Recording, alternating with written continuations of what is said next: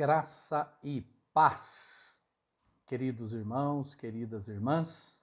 É uma alegria poder me dirigir a vocês para compartilhar algo tão importante segundo a palavra de Deus e também segundo tem sido o propósito da vida e da missão da nossa Igreja Metodista.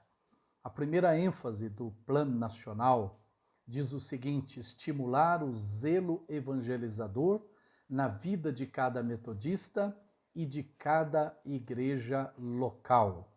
Esse tem sido o propósito da igreja em relação a todos os discípulos e discípulas das igrejas locais do povo chamado metodista no Brasil.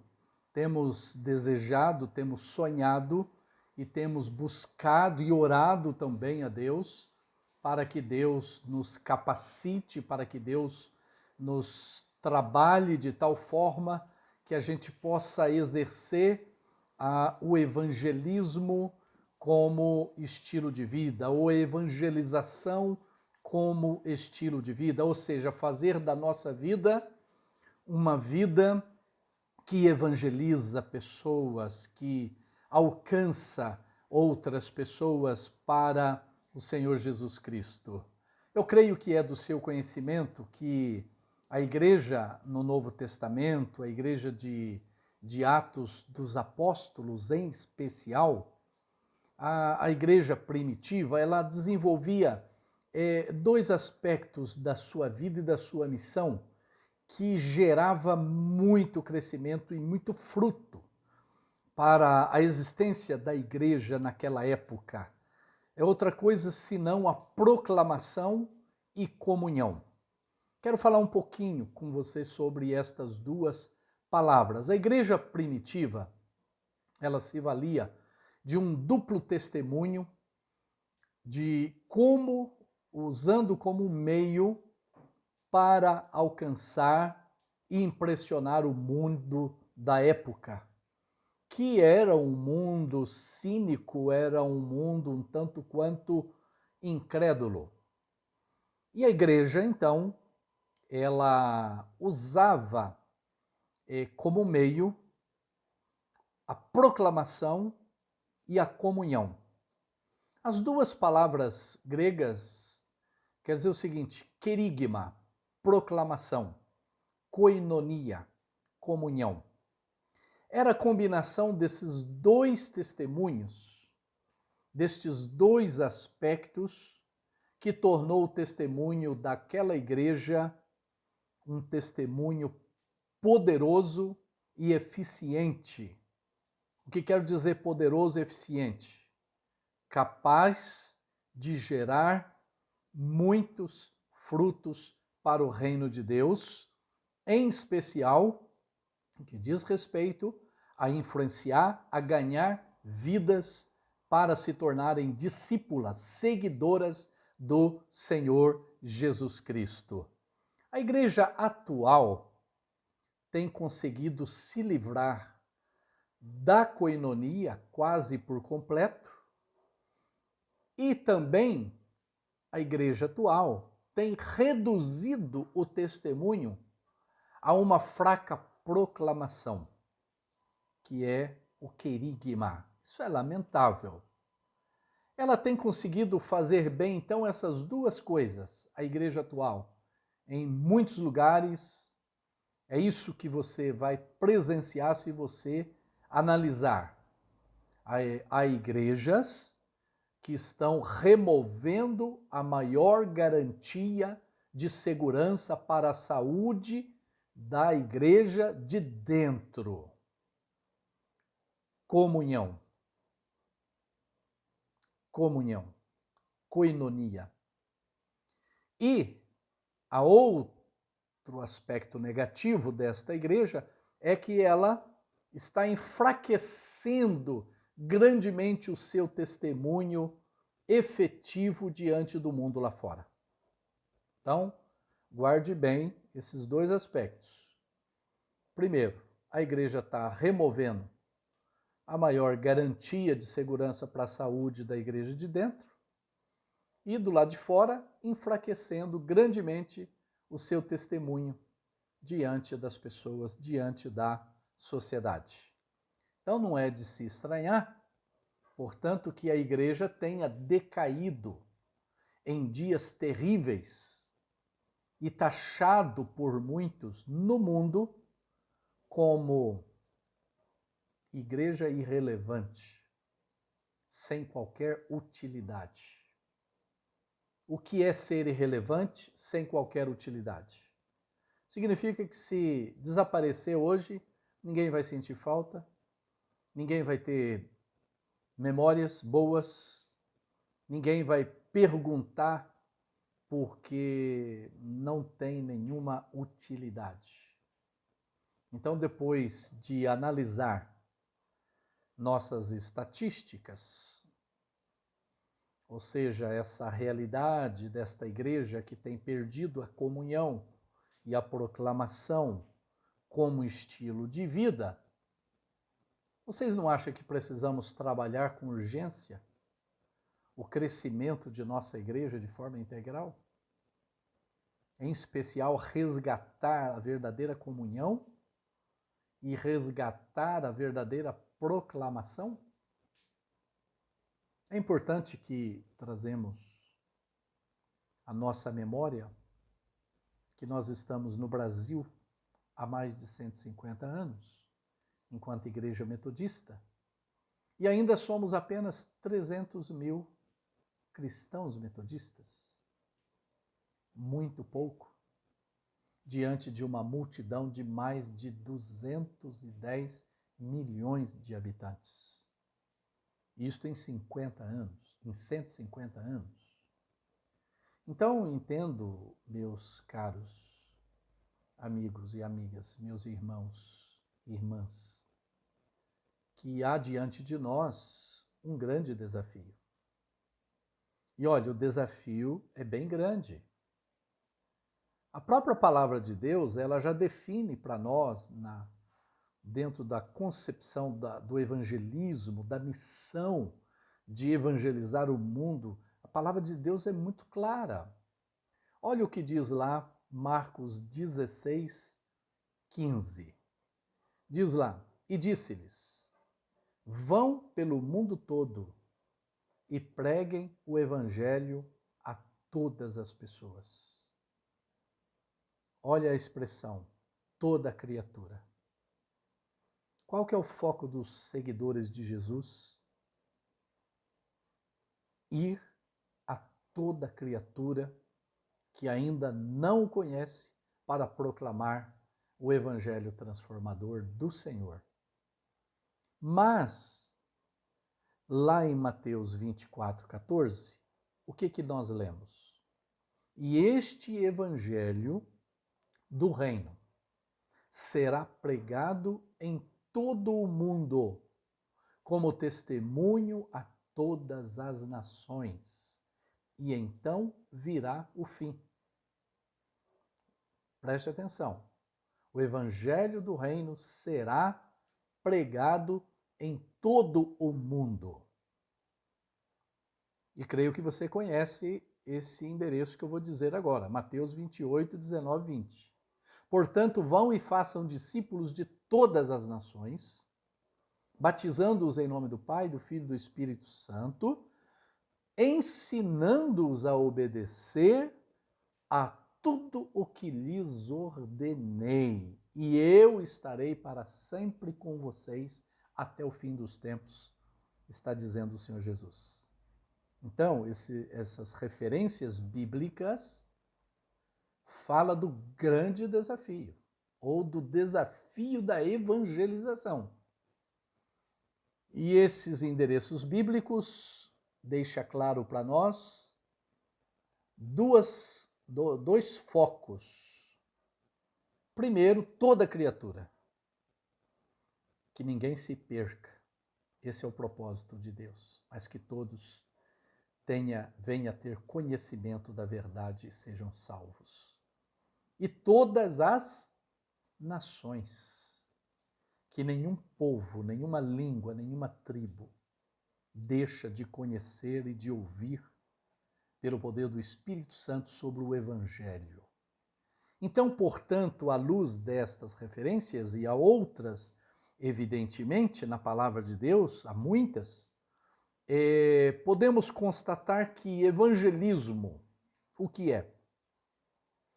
É a resposta de Deus a um mundo que sofre e a um número imenso de pessoas e de multidões. Por isso, a gente traz também à nossa memória que, de acordo com Alvin Toffler, ele diz que a nossa geração está no centro da história. Nesta geração estão acontecendo mais coisas do que em todas as gerações anteriores juntas. E é verdade, essas últimas décadas, veja como multiplicou a tecnologia, a ciência e tantas outras coisas mais, não é? Nós estamos numa geração dinâmica, criativa, não é? Onde as pessoas estão se desenvolvendo, não é? Em vários aspectos da vida humana. Mas por falar em vida humana, meus amados, são muitas as multidões que sofrem hoje e são muitas as multidões nesta nossa terra. Nós percebemos que tem havido um grande crescimento da população.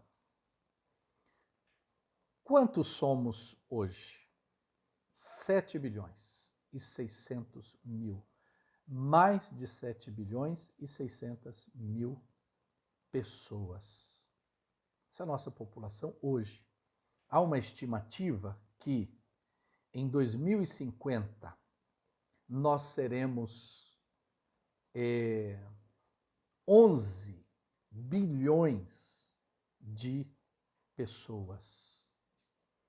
E desta quantidade imensa de pessoas, desses 7 bilhões, mais de 7 bilhões de pessoas, 3,19 bilhões são povos não alcançados. 41,6% da população mundial não foram alcançados pelo Evangelho do Senhor Jesus Cristo. Nós temos 17.400, olha só esse número, 17.423 grupos étnicos no mundo.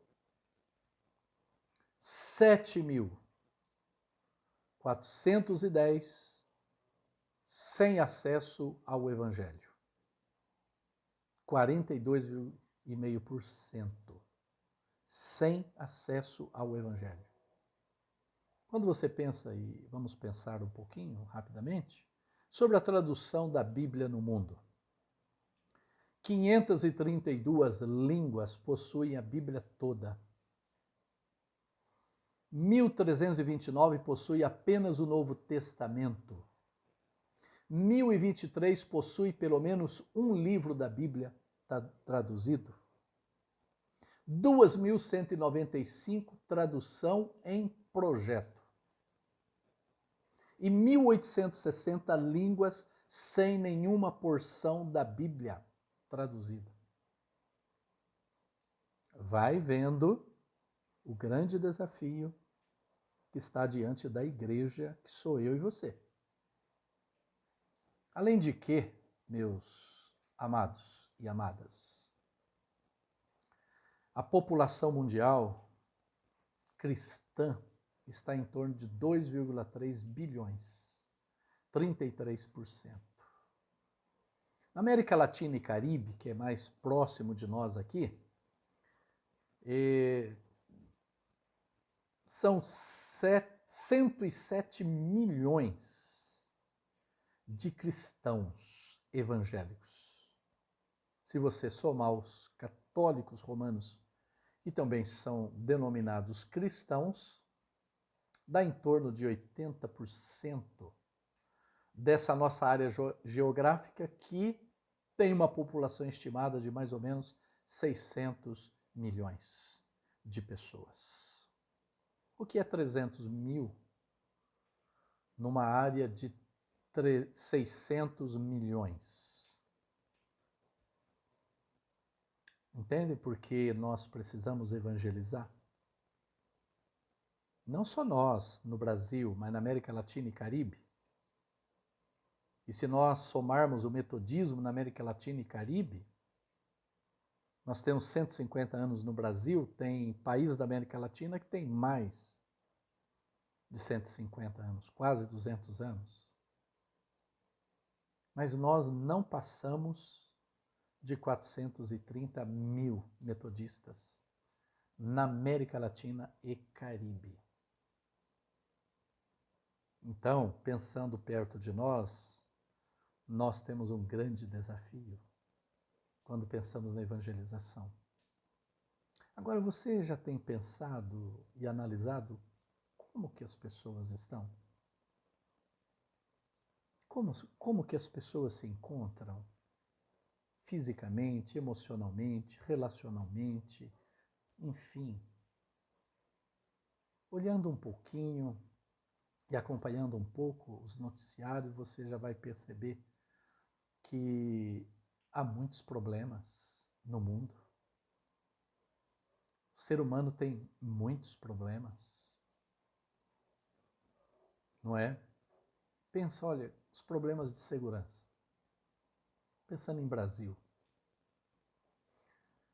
Violência, criminalidade, guerra e conflitos em vários lugares do mundo.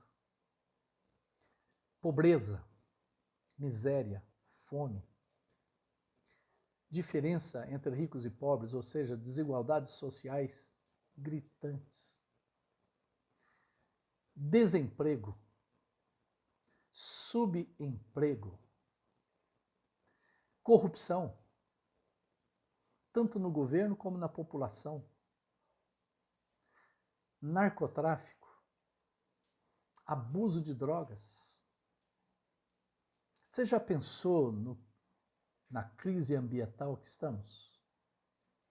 Na poluição? Mudança de clima? Superpopulação? Terrorismo? Problemas econômicos que causam impacto hoje, agora, nesse tempo que estamos vivendo? Olha o impacto negativo na globalização. Pensa na degradação moral, ética, na crise da educação. Pensa em tantas enfermidades que o ser humano tem. Pensa refugiados, fundamentalismo religioso em vários lugares, ideológico, falta de democracia em um monte de outros lugares. Sem dizer de tantas pessoas que têm falta, sofrem por falta de amigos. Sofre por muitas questões ligadas ao sexo, muitas deformações na área sexual, problemas com os pais, problemas emocionais, problemas mentais. Pessoal, esse é o povo que Deus ama, essa é a multidão que Deus enviou Jesus para resgatar, para redimir, para salvar, para libertar, gente. A igreja é relevante? Cabe a nós uma pergunta. Diante de toda essa realidade, a igreja é relevante? Deveria ser mais. Sabe, amados, que o mundo não rejeita Cristo, Jesus Cristo, mas rejeita o cristianismo que tem sido vivido pela igreja. Cristianismo morto, vida cristã morta, apáticos, indiferentes, egoístas. A igreja tem sido rejeitada pelo seu mau caráter, pelas suas maldades, preconceitos. Gente, olha, a igreja precisa ser relevante. E ela só é relevante quando ela está vivendo o Evangelho encarnado no mundo. E nós precisamos pensar nisso, orar em cima disso e nos colocar à disposição do Senhor, para que o Senhor volte a usar as nossas vidas. Ouça o que diz Mateus 35, um modelo e uma referência e também uma resposta para nós. Como é que nós vamos nos envolver com essa multidão nestas condições, de modo geral? Mateus 9,35. Jesus ia passando por todas as cidades e povoados, ensinando nas sinagogas, pregando as boas novas do reino e curando todas as enfermidades e doenças. Ao ver as multidões, teve compaixão delas. Essa multidão que acabamos de falar, esses bilhões de pessoas, ser humano, olha as condições dessa multidão. Vendo essa multidão, teve compaixão delas, porque estavam aflitas e desamparadas como ovelhas sem pastor. Então disse aos seus discípulos: a seara é grande, mas os trabalhadores são poucos. Peçam, pois, ao Senhor da seara que envie trabalhadores para a sua seara. Amados, quando você lê os evangelhos, você vai perceber que o Senhor Jesus veio para curar o enfermo. O Senhor Jesus veio para redimir o mundo em pecado. O Senhor Jesus veio para libertar os oprimidos. O Senhor Jesus veio para dar paz aos corações. O Senhor Jesus veio para reconciliar o ser humano com Deus e um com o outro. E quando você lê os evangelhos, você vê o Senhor Jesus, lá em Marcos 6, alimentando o povo. Você vai ver o Senhor Jesus em Marcos 10, 46, tendo uma grande compaixão pelo cego Bartimeu. Você vai ver lá em Mateus 8, 28, Jesus cura e liberta os endemoniados, os gadarenos, endemoniados gadarenos. Ele está ali curando a cananeia.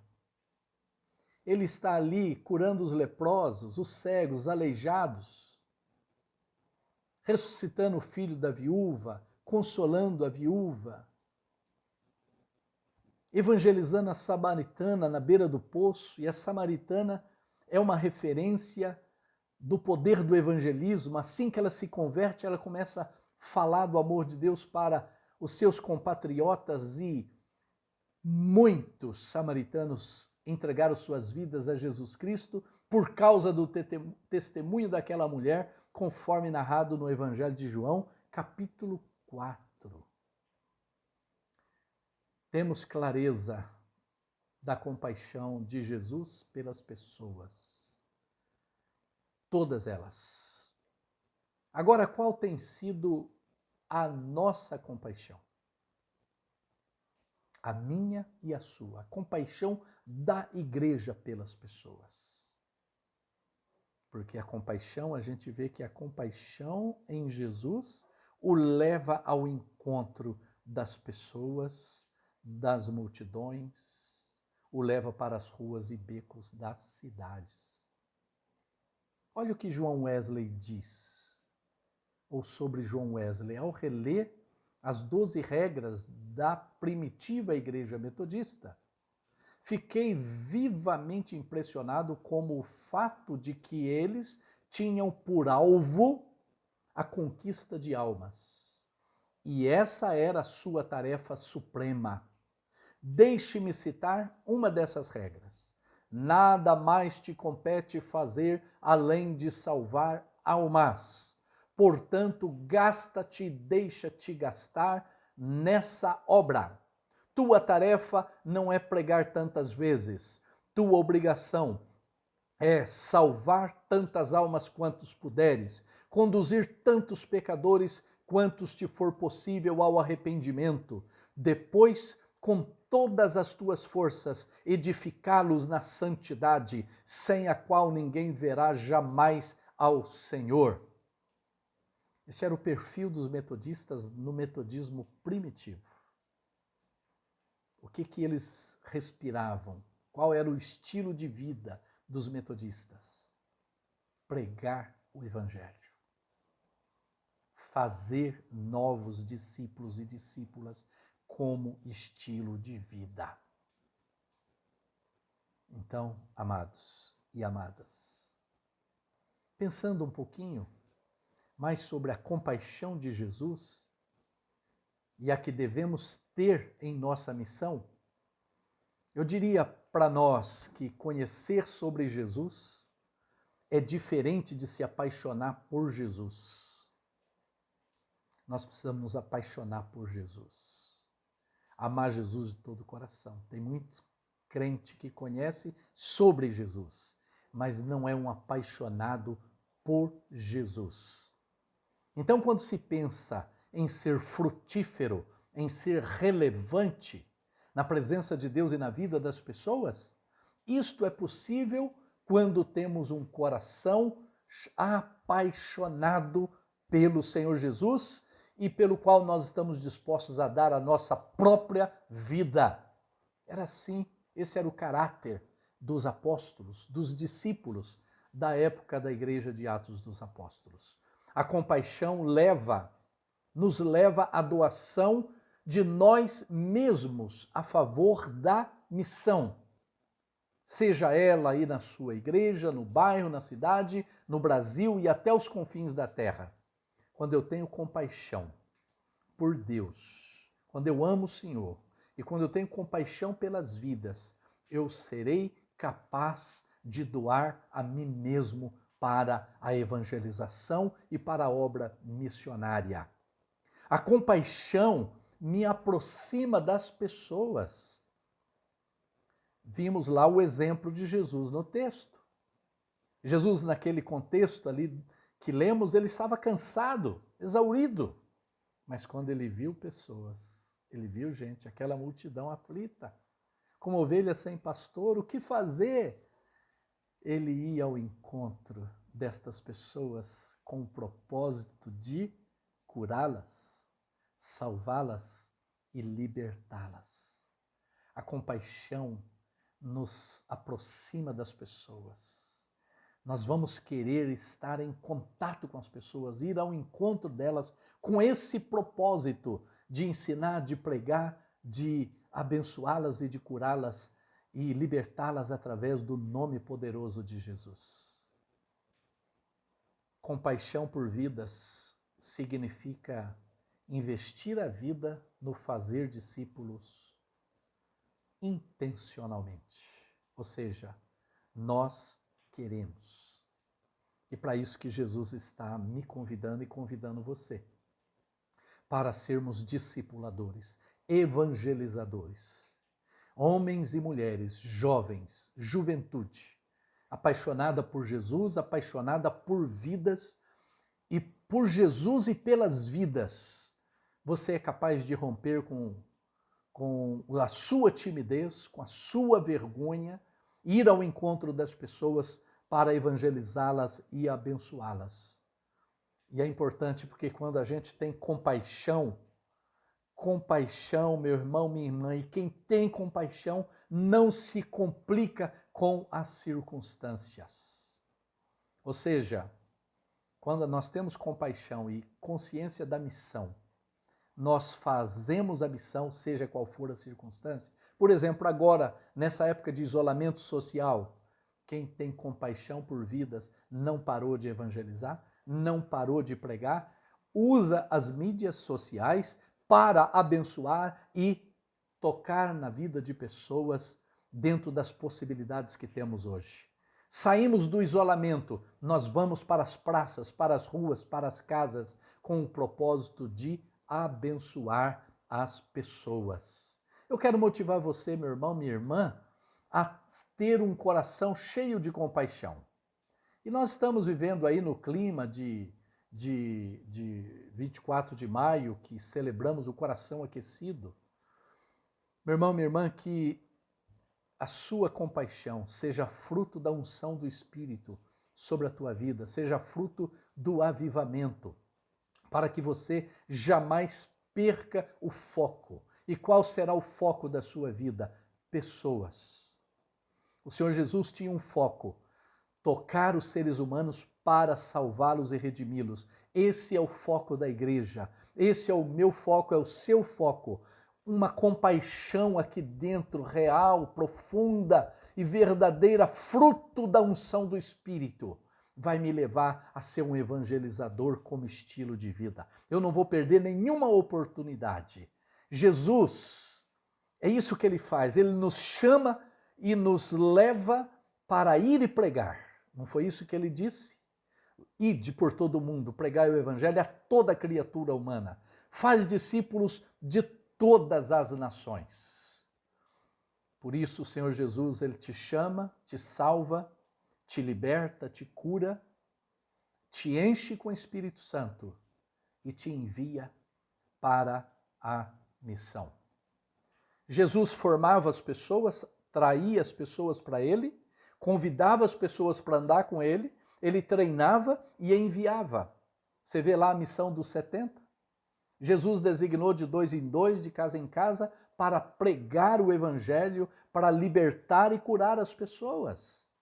E é assim que o Senhor Jesus faz conosco até o dia de hoje. E note que Jesus alcançou muitas pessoas. Ele alcançou a samaritana, o jovem rico, fariseus.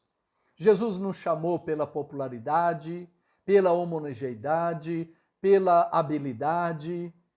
Não, Jesus chamou quem quis segui-lo.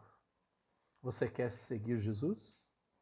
Você quer ser um evangelizador como estilo de vida? Permita, através do avivamento, através do quebrantamento, através da consagração, da oração, da intimidade com o Senhor. A palavra em João 15 diz que Jesus quer permanecer em você, uma vez que você quer permanecer nele. E se você permanece nele, ele vai permanecer em você e você vai produzir muitos frutos. Você vai ser um ganhador de almas. Ah, mas o meu ministério é A, B ou C. Não. Você pode exercer vários dons, outros dons e ministério na igreja e fora da igreja. Mas a tua vocação e a minha e de todo discípulo salvo e lavado pelo sangue do Cordeiro é outro senão pregar o evangelho a tempo e fora de tempo.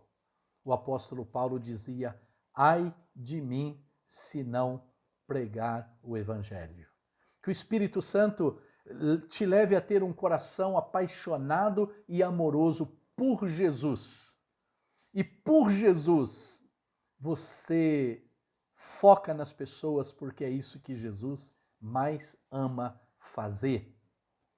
Que o Espírito Santo leva você a ser um discipulador, ganhar vidas. Que o teu coração seja cheio do Espírito Santo como o Pentecoste de Atos 2.